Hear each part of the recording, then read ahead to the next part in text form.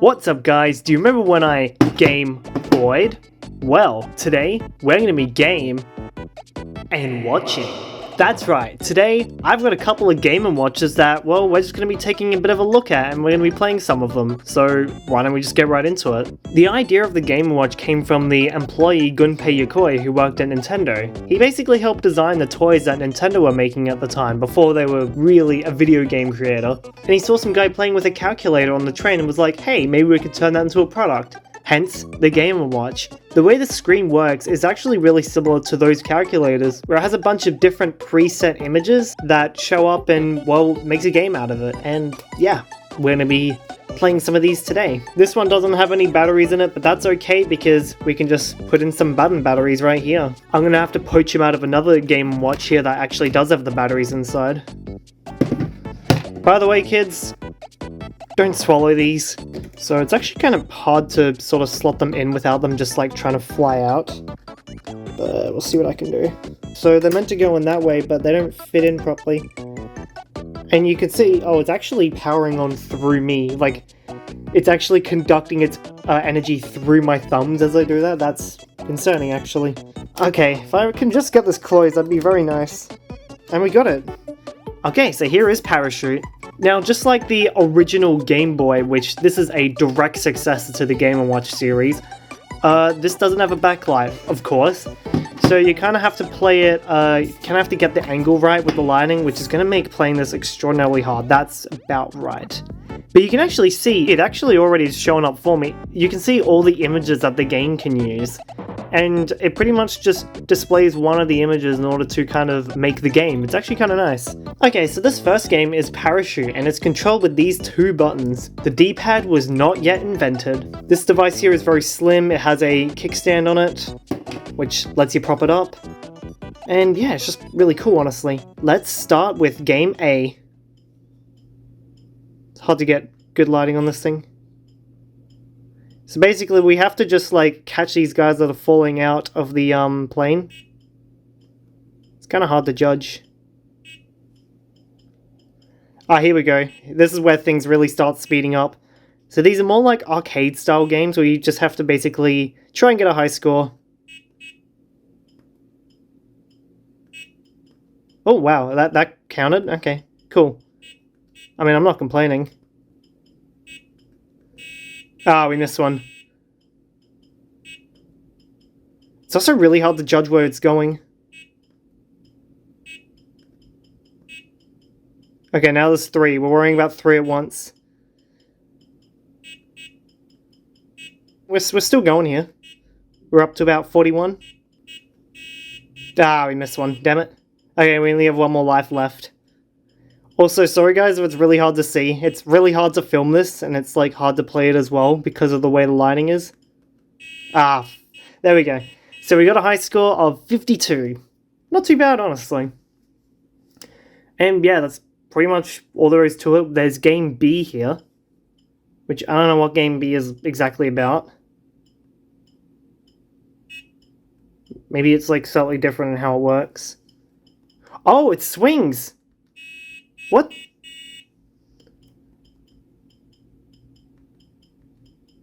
Wait, if he's stuck in the... Whoa, what? Okay, so that's what Game B's about. He can be stuck in the tree. That's interesting.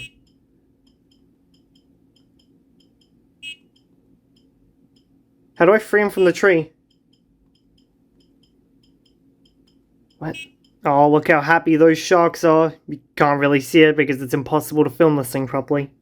So, we've seen the game part of the Game & Watch, but what about the watch part of the Game & Watch? Well, these can be used as like a clock or a watch, hence the name Game & Watch. As you can see, we have the time button here, and it will just tell you the time. And it plays this like nifty little animation of the game, and what you can do is use this kickstand here to prop it up and display it. How cool is that? So if you haven't got these on display, you can just like have it as kind of like this kiosk looking mode where it's like basically demoing the game. It's actually kind of nice. I do like it. So we have another one here similar to the Parachute game called Manhole. So let's take the batteries out of here and give this one a shot. These little button batteries are going to explode everywhere. Let's get this out of the way.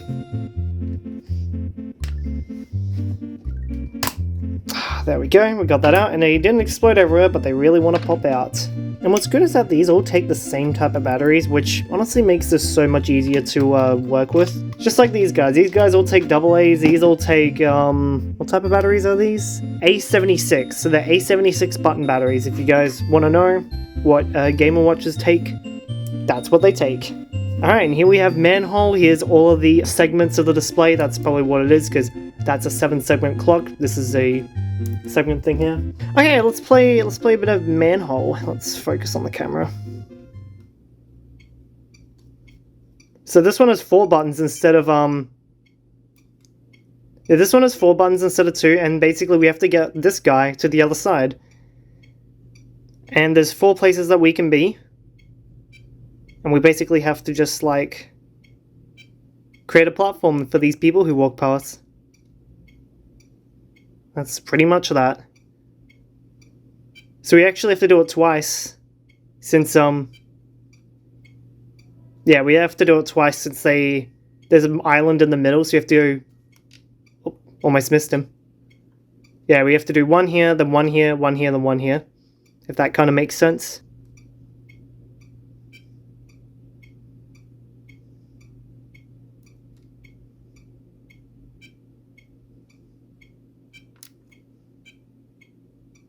Here's where it starts getting harder as they throw in more and more people at you.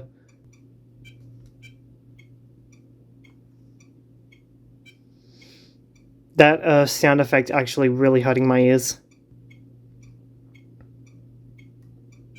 Oh, we missed one. No! Okay, let's go down there.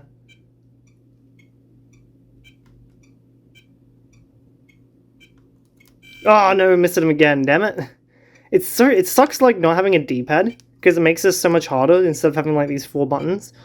Or maybe this is the better way to play this game, who even knows? Oh, we missed him.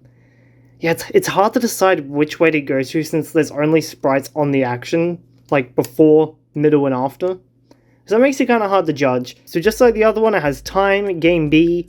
It actually has an alarm, and I don't know what ACL does. I'm going to quickly look that up. Okay, so I just looked it up. Apparently the ACL button here should make everything light up. Yes, it does. So it's kind of like a little testing thing to see if your segments are working. Interesting. The alarm. Oh yeah, you can change the alarm here. Oh, my sim tool just broke. Did you see that, guys? My sim tool's broken. Aww. So yeah, that's pretty much the end of that. Can't believe it broke on this thing. God damn. So that's Manhole. And that's Parachute, and that's pretty much the 2 of the sort of classic style Game & Watches that I have here. These are just the regular, just slabs, buttons, simple little games. As the series went on, they would make some like weird form factors, like Mario Bros, and they had these ones that like open up like a book, and have these up and down arrows. Very, very strange form factors that were created for these Game & Watches. So you guys may be thinking, oh hey, that's really neat. The Game & Watch was the predecessor to the Game Boy, which is a predecessor to the Nintendo DS. These things were revolutionary. What if I told you these are also the direct predecessors to the Nintendo DS? Allow me to show you, these things are way more innovative than one may expect. Allow me to show you this. An ominous orange rectangle thing? What is this? It's missing its cover, but this is actually a Donkey Kong Game & Watch, the original one. Let me just put this thing side by side with a Nintendo DS, and you will see that these things look exactly the same. Look at them. It's got the 2 screens, it's got the D-pad and everything. Like, how cool is that? Like, 20 years before the DS was released, this Game & Watch existed. Wait a second. D-pad? Ah yeah, that's just a standing control scheme that we see on pretty much every single console these days. But what if I were to tell you this is the very first D-pad? Well, this Donkey Kong Game & Watch system is actually the very first time the D-pad was ever used, you know, the way it is used now. And this was actually engineered by Gunpei Yokoi himself. I can get up an image of, you know, the diagram of the D-pad to show how it works. It's just this little like thing that sticks out in the middle that just presses on these 4 contacts around the outside. If you've ever taken apart an old controller, you know exactly how it works. But yeah, this is the very first use of it, and quite frankly, it feels amazing. Like, this is up to par with modern D-pads. They got it right first go. Let's play Donkey Kong on the Game & Watch. Okay, this jump button's actually kind of faulty. Weird that you actually have to press the jump button in order to start, which is interesting. So, press the jump button. You can see I pressed that. It just doesn't want to register. Yeah. Yeah, that's about as much as we can do, considering that the jump button doesn't work very well. I'd probably just have to take this thing apart and just clean the contacts, which these things are very simple to repair. That's also the ribbon cable for the screen. You don't really want to break that, or else, you know. Yeah. But the problem with that is that's always exposed. Like, when it's open and when it's closed, that ribbon cable's always there, so you kind of got to be careful when using one of these. And just when you think that one Donkey Kong is enough, you get another one. Here is Donkey Kong 1 and Donkey Kong 2, with Donkey Kong 2 here being in far, far worse condition. It's basically kind of the exact same thing with the D-pad and the jump button, and these are honestly such a really cool relic of the past, and it just shows how influential even the Game & Watch was to modern gaming. Like, this is pretty much a standard control layout, and pretty much take a look at every single controller that's around these days. They have pretty much the exact same D-pad, even Nintendo's still using this exact same design. But I think my favorite part is pretty much how the Nintendo DS existed since the 80s, all the way back as this Donkey Kong Game & Watch here. So some of you guys may be thinking, okay, that's cool, but what about a Game & Watch with a backlit screen and one that just doesn't have those segments in it? Well, you kind of got the Game Boy, which got a color screen in 98 and a backlit screen in 03. It's not really a Game & Watch, isn't it? What if I were to tell you that a brand new Game & Watch exists with a backlit color screen and USB-C? Yeah, that's right. Game & Watch and USB-C.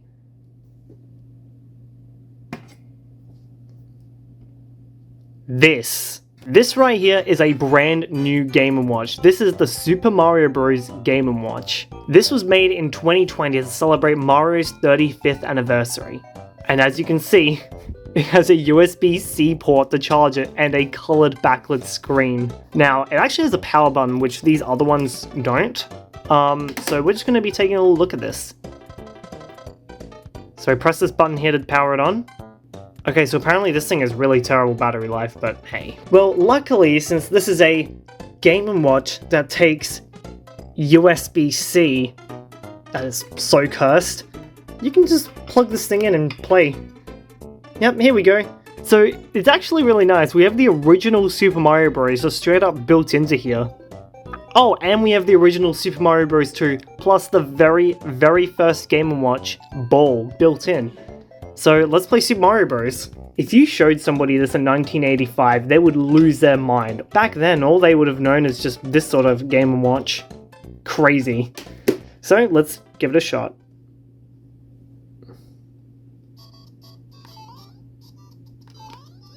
It actually controls really well. It's got the D-pad and everything. It's basically a built-in NES controller.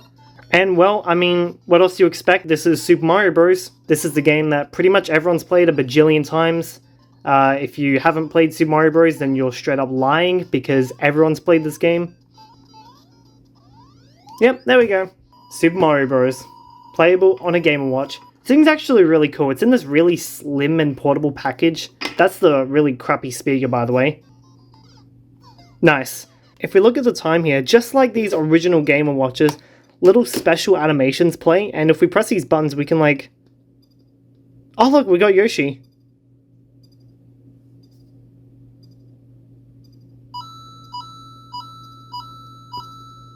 Ah, there we go. It's just changed to 5 o'clock. Wow, I actually timed that perfectly. Because it is actually 5 o'clock right now. So that was, yeah.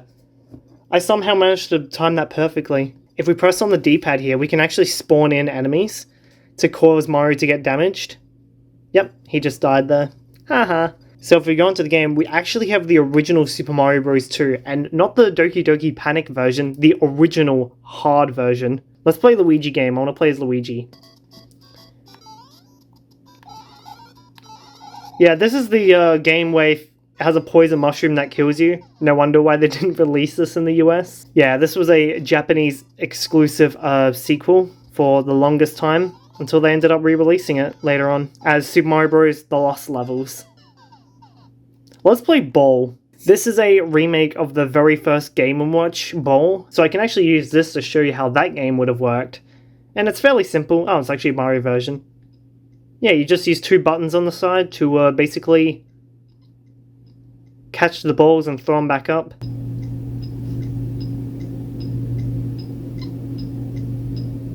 I know, riveting gameplay.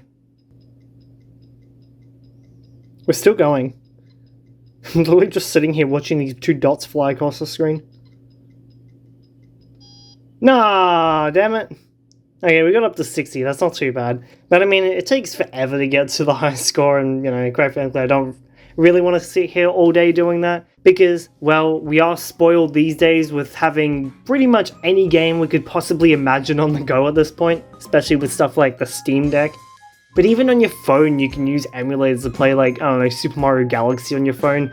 We've definitely come a long way to these old Game & Watches. One thing I will say, in comparison to these original Game & Watches, this thing definitely feels a lot cheaper. The plastics on here, well, they just have that 1980s feel to it. This has that, like, you know, 2020s manufactured feel to it. Yeah, you can even tell just by looking at the back just how different it kind of is. Trust me, it feels completely different. And I'm fairly certain these faceplates, I'm pretty certain that they're metal on here and this one might be plastic. Yeah, you can hear that. That's a plastic sound. That's a bit more of like a metal sound. This feels cold when you touch it, so that's how you can tell it's metal. This, well, yeah, it's plastic. They did mostly a good job, but the color's completely different, but nah, it is what it is, who cares. And they got the dimensions pretty much accurate to these widescreen models. In comparison to the original ones, yeah, it's a little bit bigger, but honestly, it's so much better because you get this really nice big screen. So yeah, guys, that was pretty much just a small selection of the Game & Watch line. This doesn't even cover most of what was released. There was so many of these things that came out, and how the things that the Game Boy line pioneered can pretty much still be felt all the way up until this very day. So that's pretty much it. My name is Frog, say that however you want, I really don't care. New videos whenever I want. That's the end of the video. Thanks for watching.